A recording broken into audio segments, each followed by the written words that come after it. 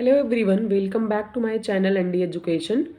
आज की वीडियो में यूपीएसआई प्रीवियस ईयर्स क्वेश्चंस के सीरीज में हिंदी के 40 क्वेश्चंस मैं डिस्कस करूंगी, जो कि 17 नवंबर 2021 शिफ्ट सेकंड में पेपर हुआ था यूपीएसआई का।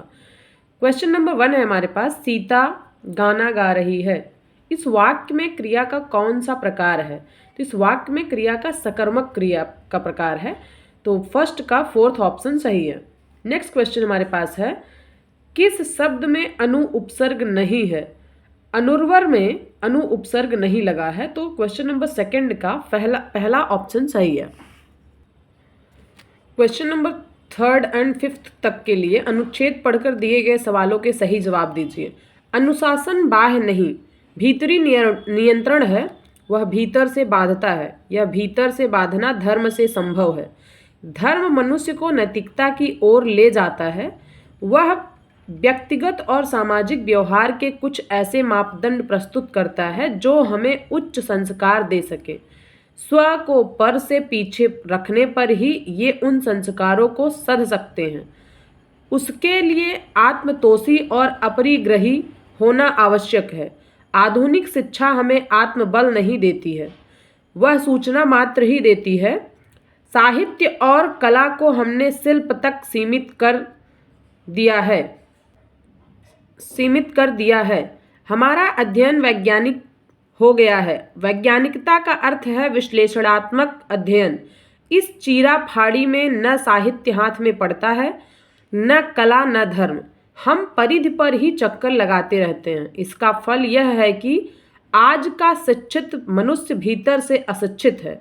उसके भीतर एक बड़ा शून्य है जो उसे बराबर कुरेदता रहता है और उसके अह को उकसाता रहता है।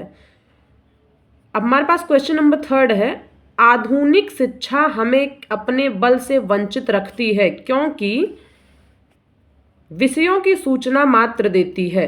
तो क्वेश्चन नंबर थर्ड का पहला विकल्प सही है।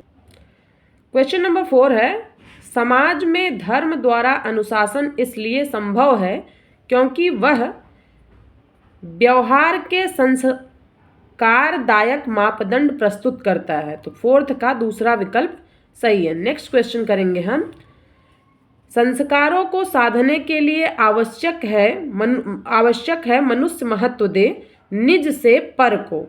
फिफ्थ का थर्ड विकल्प सही है।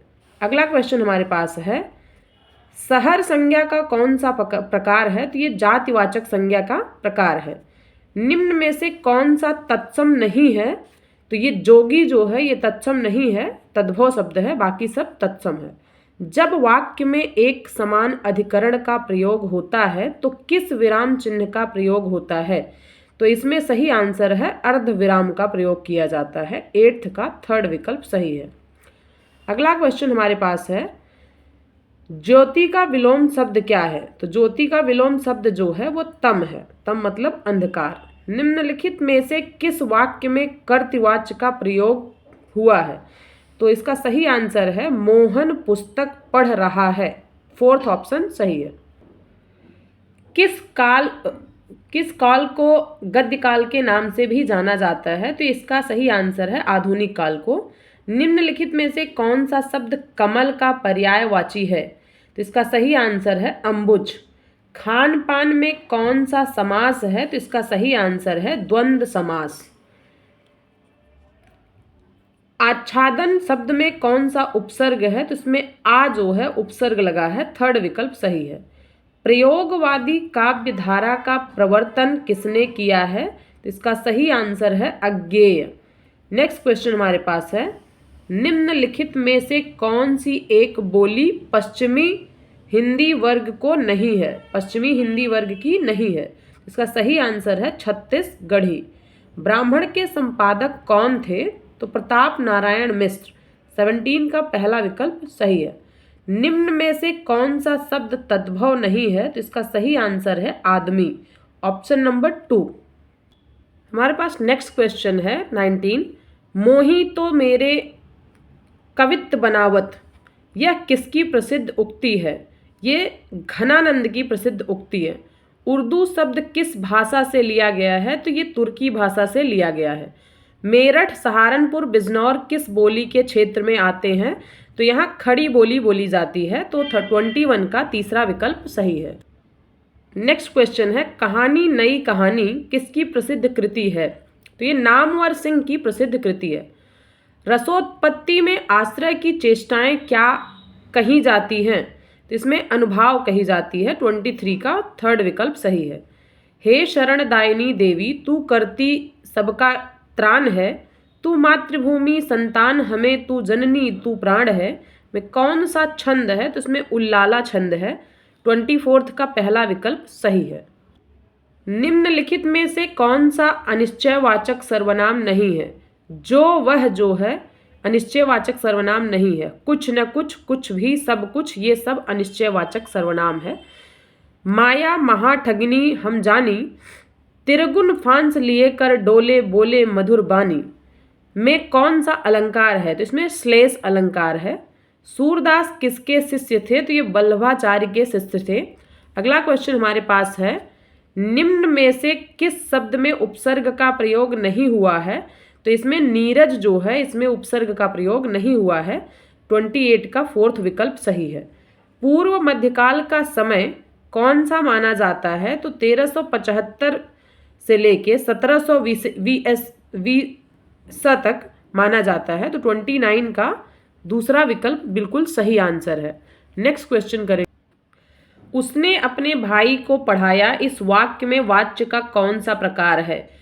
कर्तृवाच्य है, क्योंकि उसने खुद काम नहीं किया है, अपने भाई को पढ़ाया है। तो नेक्स्ट क्वेश्चन हमारे पास है, वह जमीन जिसमें कुछ भी पैदा न हो, उसका सही आंसर है ऊसर। उसके लिए एक वाक्य क्या होगा? ऊसर। मोहन बाजार पहुंच गया, इस वाक्य में क्रिया का कौन सा प्रकार है? तो सकर्मक क्रिया का प्रकार है।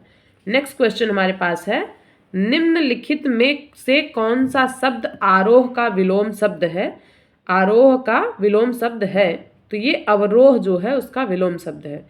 निम्नलिखित में से कौन सा शब्द स्त्रीलिंग है? तो ये सभा जो है ये स्त्रीलिंग है, बाकी सब पुल्लिंग।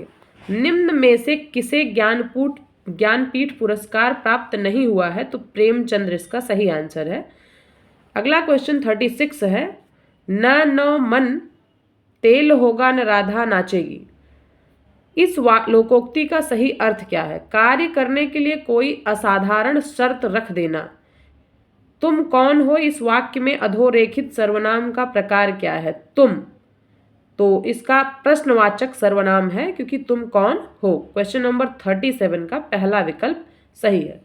नेक्स्ट क्वेश्चन करें, किसका प्रयोग सदैव बहुवचन में होता है? तो दर्शन जो है सदैव बहुवचन में प्रयोग किया जाता है।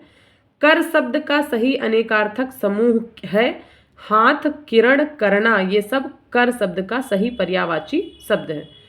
क्वेश्चन नंबर 40 है, स्वर्ग प्राप्त में कौन सा समास है? तो इसमें तत्पुरुष समास है।